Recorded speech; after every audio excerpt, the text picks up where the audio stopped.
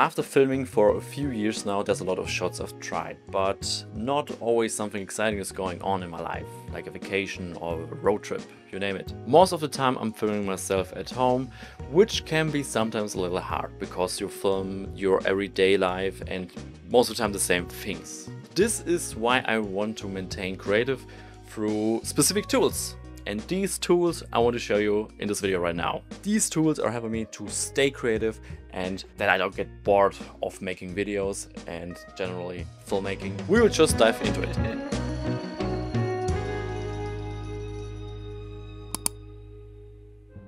The first thing I want to show you is this thing. It's a clamp. This clamp helps you to get very dynamic parallax shots. That means basically when your camera and the item in front of it is moving at the same time and in the same pacing, which gives it like a 3D-ish look. And this is pretty cool actually. The only thing you need is a corner where you can attach it very easily. And this is pretty cool and easy and flexible. You don't need to use like a bulky setup, which is like very nice sometimes because you want to be flexible when you're creating content. I also like it to use it for lights, for small lights of course, because big lights just not works. But yeah, if you have normal practical light, you can most likely attach it with this screw pretty good. And it's pretty affordable too. So I bought this one from Amazon for like 30 bucks. It's from SmallRig and it's perfect for like smaller camera bodies like the Sony a7 IV I currently filming with. I actually mounted this thing one time on my Blackmagic. Not recommended, definitely not recommended. This thing is way too heavy for this. I also recommend you to have like a rig because you can attach the clamp more easily and it's just, you can get like sometimes more cool perspectives because one time I use it like to get a pen in front of my camera and it just was a little bit more smooth because I had a rig and I could attach it like very easily.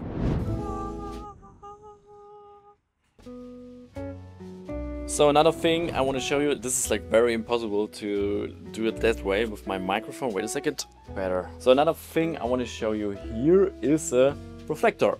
I got one from Newer and these things are pretty affordable too. You know what it is I think, but they help you to get very clear shots and oh, Jesus. It's pretty big actually. Wow, it's actually very big. Wow. I highly underrated a reflector so much, especially when filming outside.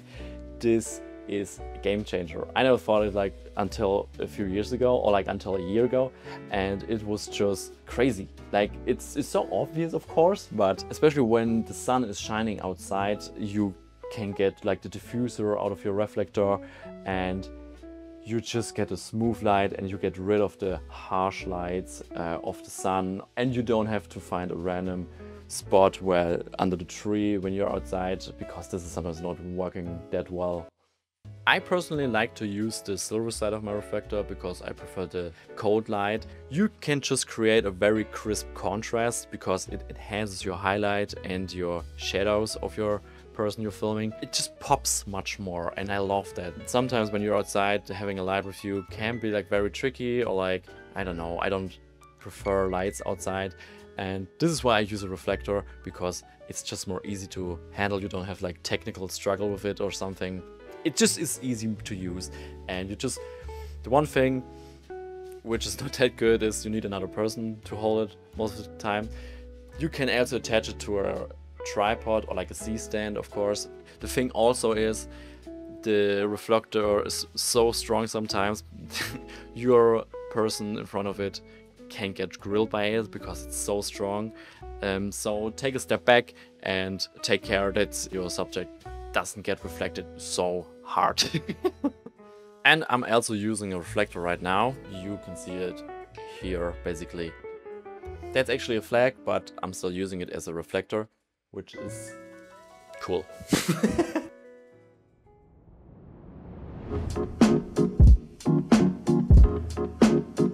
The next item is helping you especially when filming outside, because it is basically a sunglass for your camera. And I'm using it right now as well. What you see here is an ND filter, and this ND filter are basically like sunglasses for your camera or your lens, because especially when you're filming outside, you want to keep the low aperture. But you probably notice when you're outside, have to set up your camera on f8 or something, because otherwise your image will overexpose so hard.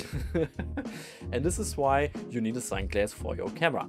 And this is an ND filter. So inside of an ND filter are two glasses, and you just twist them and rotate them against each other, and this is why you get like this dark look here, now here, and this bright look. And this is just very cool. There are also fixed ND filters, but I prefer to use a variable ND filter because it's way much more efficient with this, especially when you're filming with clients or when you're vlogging and you want to capture a certain moment. You need to be flexible. So ND filters can be very expensive, up to 300-400 bucks or something. You're gonna be surprised. It's just a little piece of glass basically.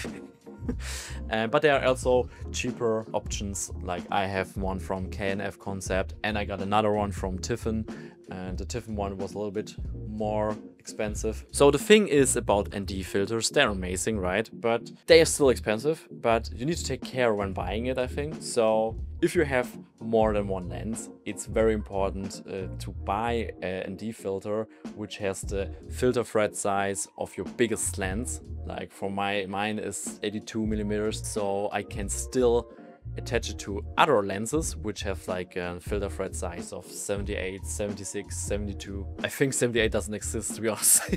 You need to get step down rings, and you will save so much money because step down rings help you to attach it and you just save money.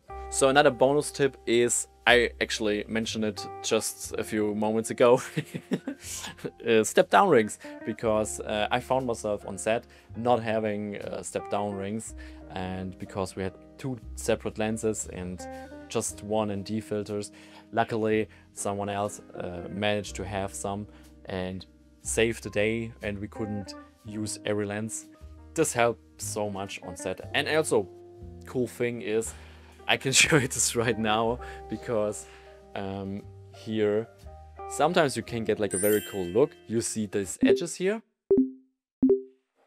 Alright, you just see everything in my room. The thing is, you get like a vignettes here and there, which can have like a very creative look sometimes and can be very cool when you're doing music videos and just want to have like one sequence or like one frame with another vibe, I guess. And for me, it's just like sometimes it can't work very well, and for now it doesn't really work for this scenario, right? I think it gives like sort of fisheye lens vibes. So that's about it actually. So yeah, I hope these tips will help you following your filmmaking journey, your content creation journey, whatever. If you want to see me using these things, you should consider subscribing. I'm doing a video every week right now, and trying to do a video every week. And yeah, I'm doing vlogs, I'm doing filmmaking, I'm doing stuff like this. And if you like it, hey, leave a like as well. And yeah, that's about it. All right, hope this helps and improve your video skills, filmmaking skills. And yeah, see you. Bye.